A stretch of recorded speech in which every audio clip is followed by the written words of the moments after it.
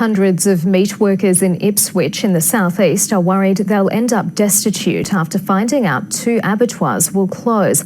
Both companies have blamed market conditions, but staff and politicians say they were blindsided by the news. Jennifer Huxley reports.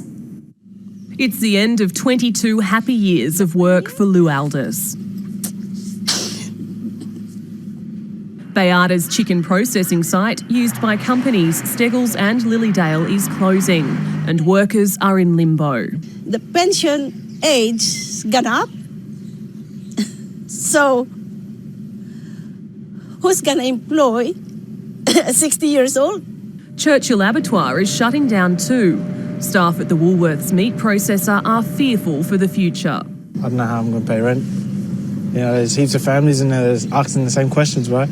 How they're going to pay rent, how they're going to move on. The notice period of 4 weeks is a heck of a shock to families and, and the local community. In a statement, Baiada said it tried to avoid closing the Ipswich processing plant, but it was no longer viable. Churchill Abattoir says it had hoped investors would take the facility forward as an export plant, but there's suggestions the closure of that site was opportunistic. Woolworths have been in negotiation with us for a new enterprise agreement, and we're getting close to finalising that. And in that agreement was a better redundancy deal for these people.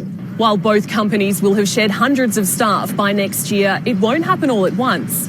250 will be cut by Baiada in January. At Churchill, 500 will go between next month and July 2018.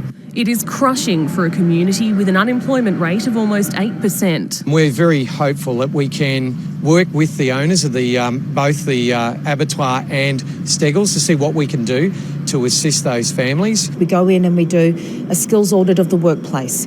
We do run programs like Skilling Queenslanders for work to make sure that where there are additional skills required for other alternative forms of employment, that we help connect people to those opportunities. Companies in Toowoomba and Mackay have been approached to take the workers. Jennifer Huxley, ABC News, Ipswich.